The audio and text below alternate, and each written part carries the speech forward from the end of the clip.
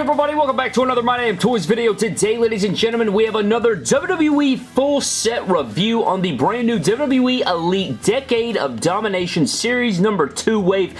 Featured right here in front of you. We got the whole wave. I don't know if I'm going to also review Triple H simply because I reviewed him like a couple months ago. I got him from Mattel and I did a really early review on this guy, so if you guys want to go check that out, I'll still pull him out of the packaging and everything and let you guys see it, but I'm not going to do a full in-depth review. Here's that figure. Huge shout out to Mattel for getting that review in early, but I did want to go ahead and grab an extra one because I remember when we saw images of this guy, I really wanted to do some fix-ups. So we are going to do surgery on this full wave. I plan on getting some extras of this wave as well because my area should be getting them. Shout out to my man John. You guys have seen John in Toy Hunts. He picked up this full wave for me yesterday and we got everything sealed away and I could not be more excited to review this full set, guys. So check your Walmarts. This Elite 79, 80, 81 all hitting. The Undertaker Walmart Collector's Edition, the 30-year taker, is also hitting in stock, guys. But here is the full packaging. You got all their images on the side of the packaging right here. We'll go through one by one and show the full front viewing window. Here is Big Show in all his glory. And a really cool thing about this wave, guys, is we also covered it in the Triple H review. Down here where it says Decade of Domination, you get images of the talent and at the top of the packaging. So you get like images throughout the decade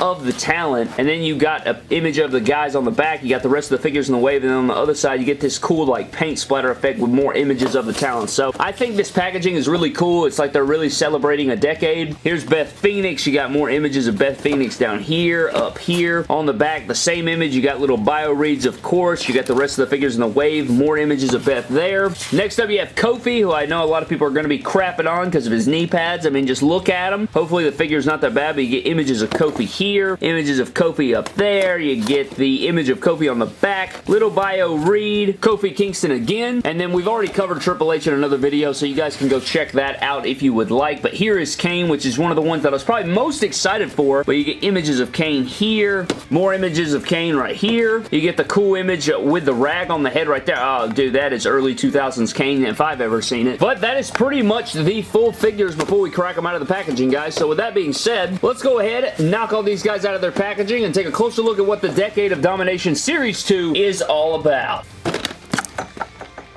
Alright guys, so here's the full wave out of the packaging. Got some things going on, some things I'm not so happy about, some things I am very enthralled about, and we're going to get into all the different things about it. As you guys can see, from left to right, we have Kane, Triple H, Kofi Kingston, Beth Phoenix, and the... Whoa! I think you're going to wind up with a snap neck from the choke slam. You think you got the courage to step in the ring?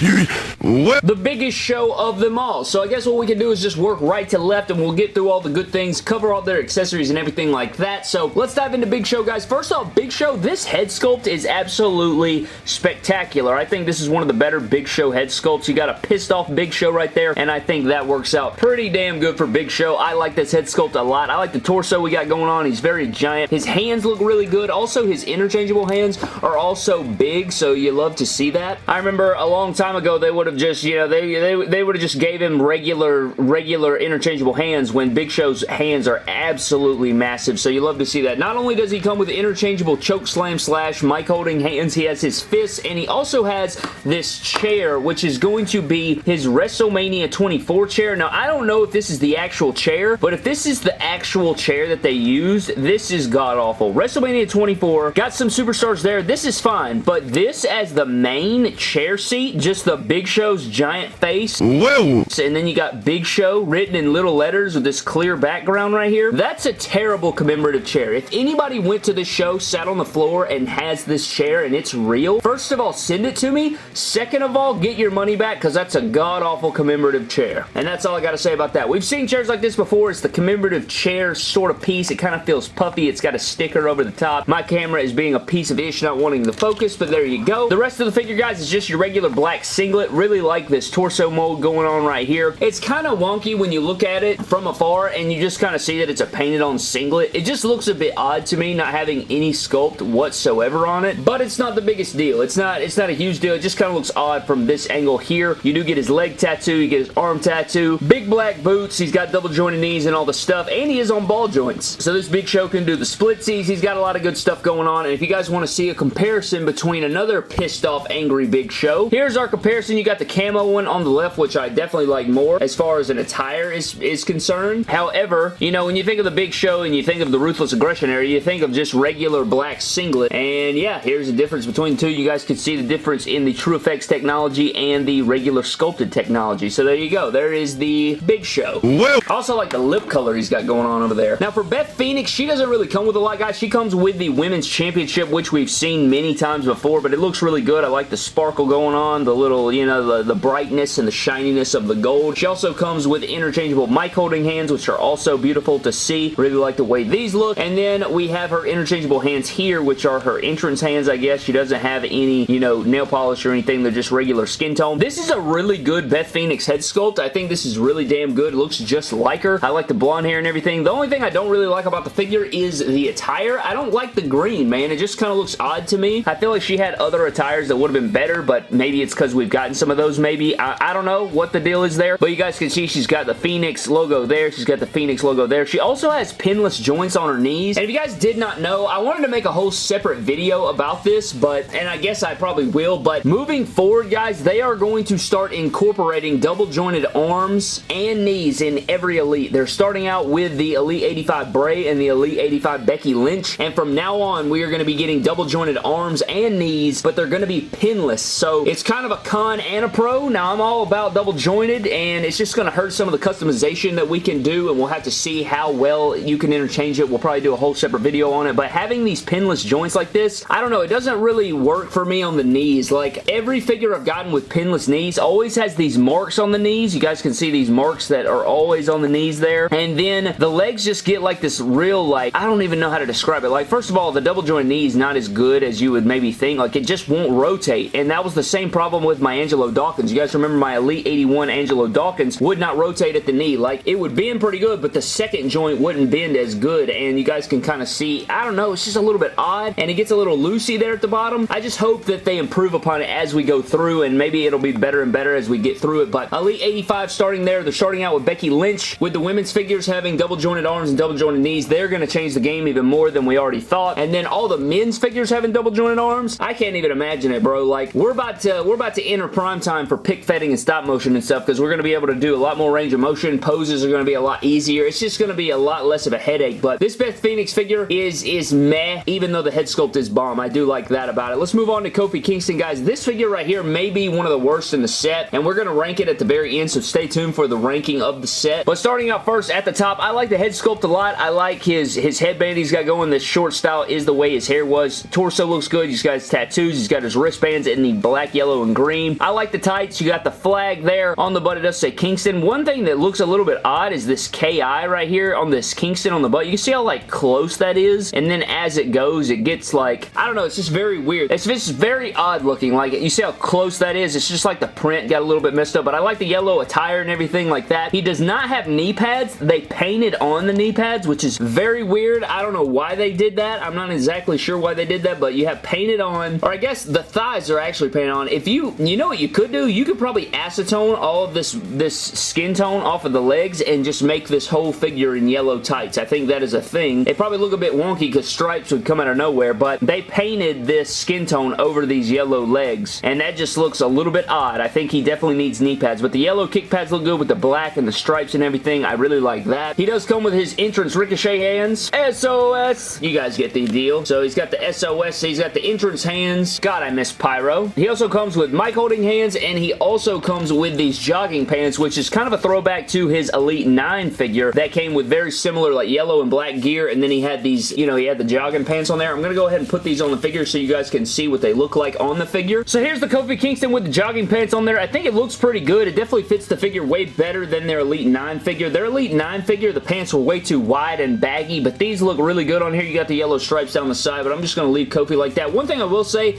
is my torso is a little bit loose, and my shoulder, like, is having that Fiend problem. You guys remember that, and it is not going out, and it's really bothering the hell out of me. I cannot freaking stand that shit when that happens, man. Buy a brand new figure, can't even flex the damn shoulder. Really upsets me. Next up, guys, we have Triple H. Again, we did a full in-depth review of him, but he does come in his Elimination Chamber gear. He's got a water bottle accessory, comes with a World Heavyweight Championship, interchangeable hands, and he has the sledgehammer. So you get a lot of really good stuff with Triple H. He probably is one of my favorites in the set. He is a damn good figure over there. And then last but not least, guys, we have my figure that I was probably most excited for, and that's got to be the Kane from 2002. You guys can see here, we have the unmasked head sculpt where he came unmasked on Monday Night Raw. Remember it like it was yesterday, freaking out as a kid. I think I was like 6 years old when this happened. I was either 6 or 7. Regardless, this looks just like the head sculpt. Like he's got the facial hair and the little brown, he's got the black smudges, he's got his hair all crazy because his hair was crazy back then. And I don't know, I know a lot of people who are older crapped on it, but me being a kid and like seeing what Kane finally looked like, I remember freaking the hell out. I remember it being a huge deal. You also get this mask accessory that goes over the top of this, and I'm not sure if this is supposed to go over this. I think this is supposed to be more of like a removal, so I don't think you're supposed to leave it like this because this looks kind of stupid, to be honest with you. But, you know, you're supposed to recreate the moment where he pulls off his mask or whatever. But there's the mask sculpt. I don't know how accurate that is, but there is the mask sculpt. We've seen that a few times. He also comes with the interchangeable bald head sculpt because after he unmasked, he shaved his head and he got all cleaned up, and this is badass, man. The early 2000s shirtless Kane, or like, you know, the 2003 era of Kane, what you would do is you would just pop that off and then you plop on the bald head sculpt, and I'm gonna have to get maybe one more version of this figure. I got an extra one. God almighty, dude, this head sculpt does not want to pop on here. This is kind of difficult, not gonna lie to you. If you apply a little heat, it'll definitely be easier. So here's the interchange head sculpt, and I love this. I want a look like this with the black towel, but I also want an unmasked version, and I need a masked version too, so that's another version that I'm gonna need for the Kane timeline over there on the shelf. But I like all the different straps and everything going on. This is pretty much his look from Here Comes the Pain, if you guys remember that. He's got the gloved hand here, he's got the gauntlet hand over here. I would have liked to seen the sculpted removable gauntlet that they use on the other Kane figure. Not a huge deal, but he has the big black elbow pads.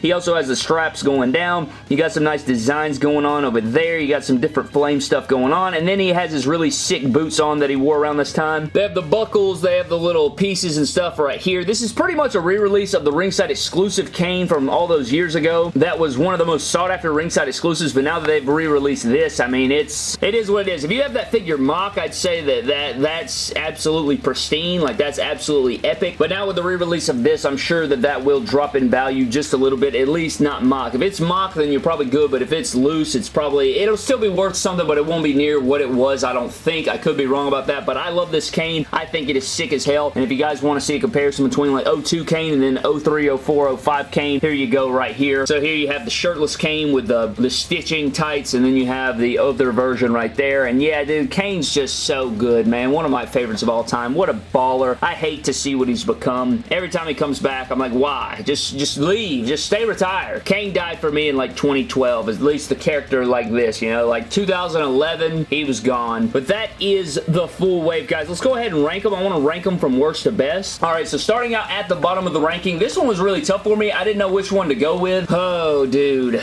I think at the end of the day, I got to go with the Kofi Kingston, simply because mine has so many problems. If I had a pristine figure that didn't have a locked shoulder, that didn't have a loose ab crunch, that just wasn't so frustrating, I'd probably rank him higher. Like, because I think this figure in pristine condition is probably better than the Beth Phoenix, but my ranking and how many problems mine has, and he also has paint marks on his face. He has green and yellow on his freaking face. Look at this. Look at that right there. So my Kofi has a ton of issues. So coming in at the bottom, I have Kofi. Next, I have Beth Phoenix. After that, I have Big Show, and I really love the Triple H and the Kane figure, but I guess at the end of the day, since I've never owned this Kane and everything, and this Triple H is pretty similar, I'm gonna go Kane at the number 1 spot and Triple H at the number 2. So this would be my official ranking. Kofi, Beth, Big Show, Triple H, and Kane. And if this Kofi didn't have all those problems, it may be third, but for me, he's coming in at the bottom because of all the issues. But that is going to do it for the Decade of Dominance Series number 2 review, guys. I hope you guys did enjoy. Let me know what you think of the thing down in the comment section below. We do have to get into 2 random shoutouts because we did miss our shout out from yesterday. So the first shout out is going to go to Michael Davis, who says Basic Lana, basically described her whole career. That was absolutely hilarious. Shout out to him for that one. I thought this was pretty good. I was doing a toy hunt. If you guys missed the toy hunt from yesterday, definitely go check it out. Pretty good toy hunt that we had going on there.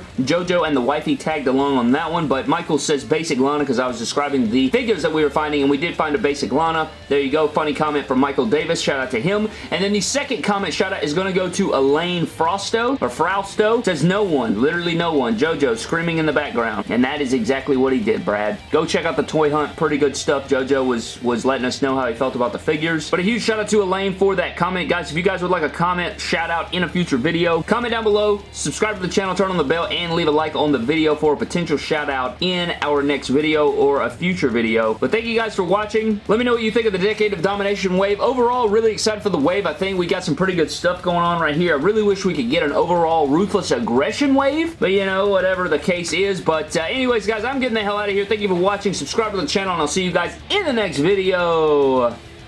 Don't cross the line.